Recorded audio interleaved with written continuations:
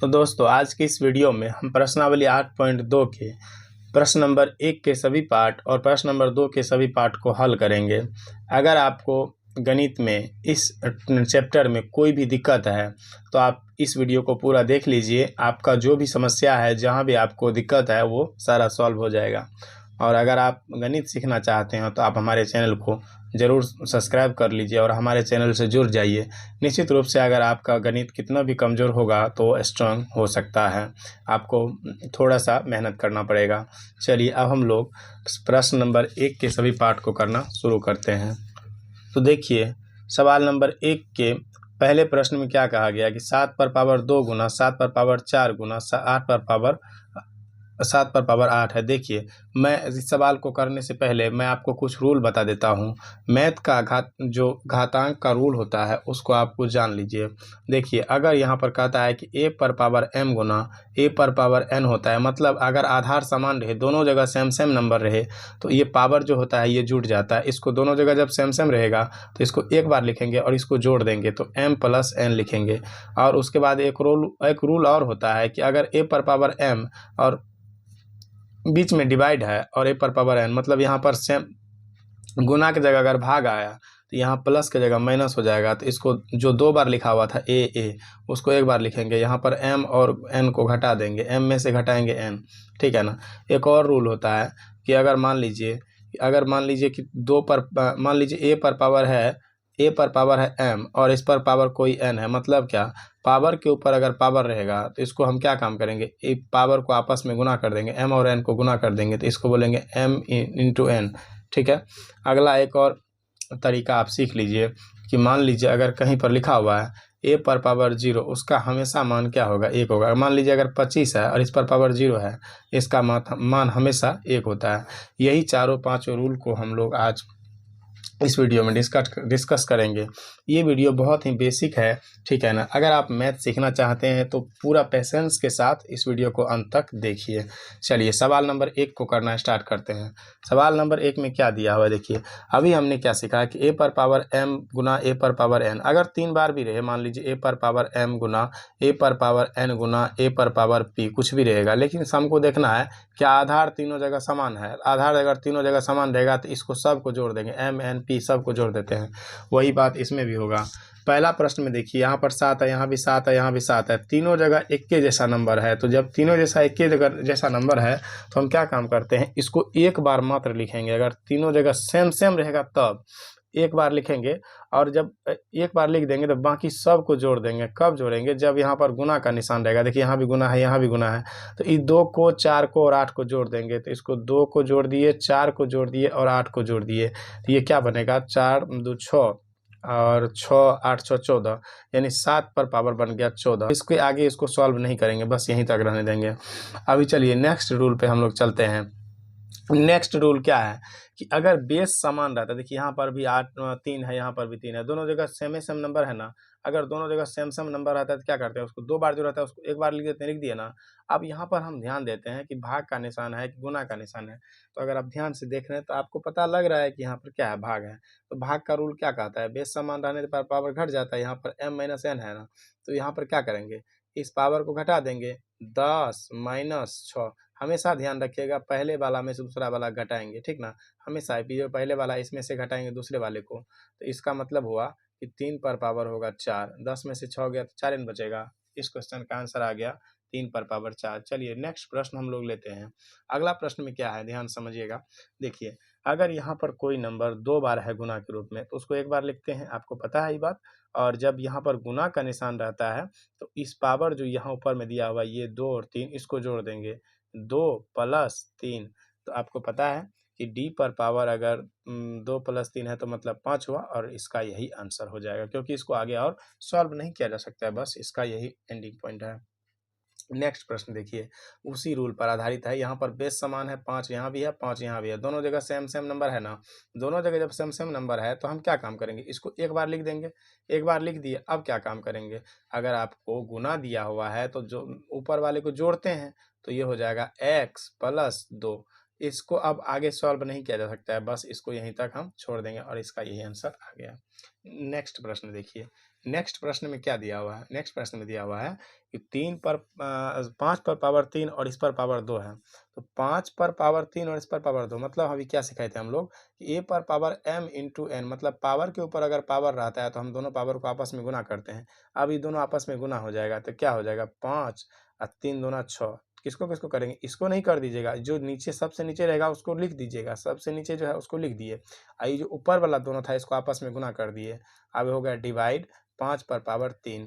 अब आपको पता है ना, भाग का रूल तो आपको पता ही होगा कि अगर दोनों जगह बेस समान है और बीच में डिवाइड का निशान है तो पावर घटेगा। दोनों जगह 5 5 था तो एक बार 5 लिखेंगे और 6 माइनस 3 कर देंगे। 6 माइनस 3 क्या हो जाएगा 5 पर पावर 3। ठीक है ना। इनको अगर आप आगे सॉल्व करना चाहे तो इसका आंसर 125 होगा, वरना यहाँ तक ठीक है। चलिए अब आगे सॉल्व करते हैं। आगे क्या दिया हुआ है, आगे दिया हुआ है 3 पर पावर 5 इंटू 5 पर पावर 5। देखिए एक और रूल मैं आपको बता देता हूँ, ये रूल अभी आप नहीं जानते हैं। अगर कहीं पर लिखा हुआ है a इंटू बी और इस पर पावर n लिखा हुआ है तो इसको हम इस तरीके से लिख सकते हैं a पर भी पावर n और b पर भी पावर n। ये अगर इसी चीज को अगर कहीं पर ऐसा लिखा रहे कि बेस अलग अलग रहे और पावर अलग, पावर सेम में रहे। देखिए यहाँ पर बेस अलग है, a अलग है, यहाँ पर b है। जैसे इस वाले सवाल में बेस अलग है, यहाँ 3 है यहाँ 5 है, लेकिन पावर सेम है तो इसको लिखेंगे हम, इसको लिखेंगे a गुना b और इस पर होल पावर n। यही चीज को ऐसा लिखा गया, सेम ही चीज है, ये चीज और ये चीज दोनों सेम है। तो यही काम करेंगे। अगर यहाँ पर बेस अलग अलग है, पावर सेम है दोनों जगह, तो हम क्या काम करेंगे 3 इंटू 5 और इस पर पावर क्या कर देंगे 5। इसका मतलब हुआ 3 पचे 15 और 15 पर पावर कितना आ गया 5। इस क्वेश्चन का आंसर आपको समझ में गया, इस रूल पर ये बना।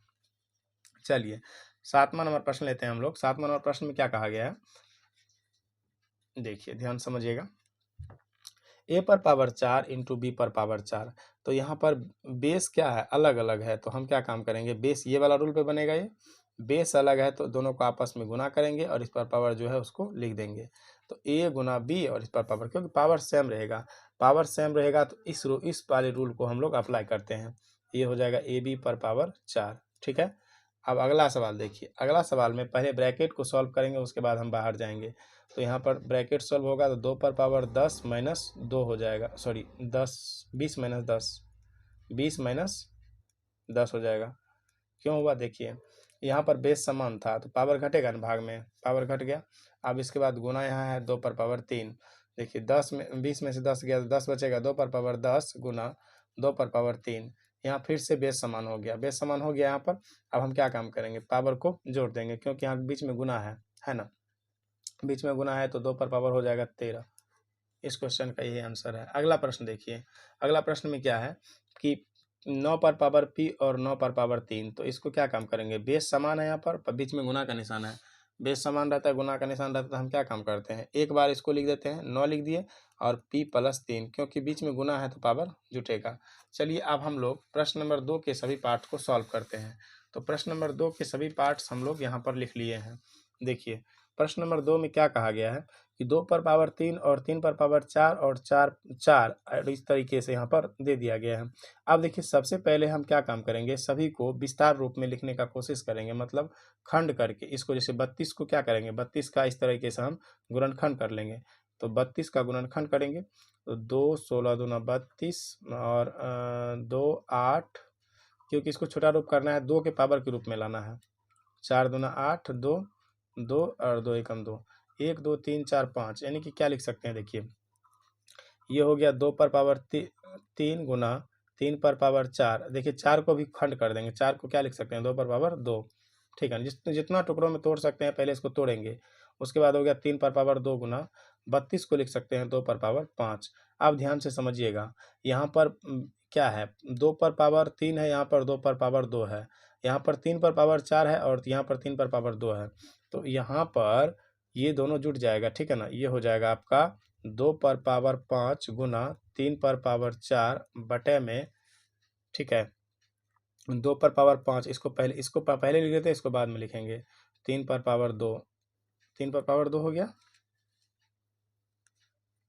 ठीक है, 2 पर पावर 5 और 2 पर पावर 5 कट जाएगा और ये बचेगा ये देखिए भाग में है, बटे में है, 3 पर पावर 4 और 3 पर पावर 2। ये ऊपर जाएगा तो घट जाएगा। कैसे हुआ ध्यान समझिए, हम बताते हैं हम आपको। अगर 3 पर पावर 4 बटे में है 3 पर पावर 2, इसका मतलब इसको लिख सकते हैं हम 3 पर पावर 4 डिवाइड बाय 3 पर पावर 2। और जब बेस समान रहता है, बीच में भाग का निशान तो पावर घट जाता है, 3 पर पावर 4 माइनस 2 बराबर 2। ठीक है, तो इसका आंसर क्या है? 3 पर पावर 2 का आंसर 9 आएगा। ठीक है, चलिए नेक्स्ट सवाल देखते हैं हम लोग। नेक्स्ट सवाल में क्या है, 5 के ऊपर पावर 3 है और इस पर होल पावर 2 दिया गया है, गुना है, फिर यहाँ पर ब्रैकेट, बड़ी ब्रैकेट को बंद किया गया है। आपको पता है कि पावर के ऊपर जब पावर रहता है तो इसको हम क्या करते हैं? गुना कर देते हैं आपस में। तो पावर के ऊपर पावर है तो इसको लिखेंगे 5 पर पावर 6 गुना 5 पर पावर 3। इसको बड़ी ब्रैकेट के अंदर बंद रखेंगे, डिवाइड है यहाँ तो डिवाइड देंगे, डिवाइड 5 पर पावर 6। देखिए यहाँ पर बेस समान हो गया।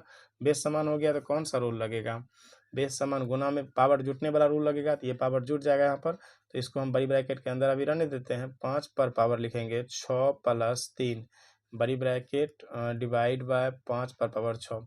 अब इसको खोल देंगे बड़ी ब्रैकेट को, 5 पर पावर हो जाएगा आपका 5 पर पावर 6 3 9, यहाँ डिवाइड है 5 पर पावर 6। आप देखिए बेस समान फिर से हो गया, 5 5 हो गया यहाँ दोनों जगह। अब बीच में लेकिन क्या है? डिवाइड है। डिवाइड है तो पावर क्या होगा? घटेगा। 9 में से 6 घटेगा तो क्या बचेगा? 3 बचेगा। और 5 पर पावर 3 का मतलब होता है 125, यानी 5 का क्यूब होता है। चलिए नेक्स्ट सवाल देखते हैं। नेक्स्ट सवाल 25 पर पावर 3 है और 5 पर पावर 4 है। इसको हम क्या लिख सकते हैं कि 25 को खंड करेंगे। 25 को खंड करके लिख सकते हैं हम लोग ऐसे, 5 से लगेगा 5 5 25 और फिर 5 से लगेगा 5 एकम 5। 25 को लिख सकते हैं 5 का स्क्वायर, 5 का स्क्वायर इस पर पावर 3, 5 का स्क्वायर इस पर पावर 3 गुना 5 पावर 4। देखिए यहाँ पर आप बेस समान हो गया है ना, बेस समान करने की हम कोशिश करते हैं। तो यह होगा 5 पर पावर 6 गुना 5 पर पावर 4, फिर से बेस समान हुआ 5 5, तो ये हो जाएगा 5 6 5 पर पावर 10। ठीक ना? तो इस तरीके से हम इस कौन सा प्रश्नावली था हमारा? 7 पॉइंट, जो हमारा ये 7वां प्रश्न चैप्टर था, उसका जो पहला वीडियो था हमारा ये। तो इस तरीके से हमने लगभग इसमें 9 और 3 12 प्रश्नों को हम लोग सॉल्व किए हैं। मुझे उम्मीद है कि आपको इस वीडियो से कुछ न कुछ ज़रूर सीखने के लिए मिला होगा। और अगर आप मैथ सीखना चाहते हैं प्लीज़, तो आप इस वीडियो को ज़रूर, इस चैनल को ज़रूर से सब्सक्राइब कर लीजिए, क्योंकि हम लोग बिल्कुल ही बेसिक से लेकर के आपको एडवांस लेवल तक लेके जाएंगे।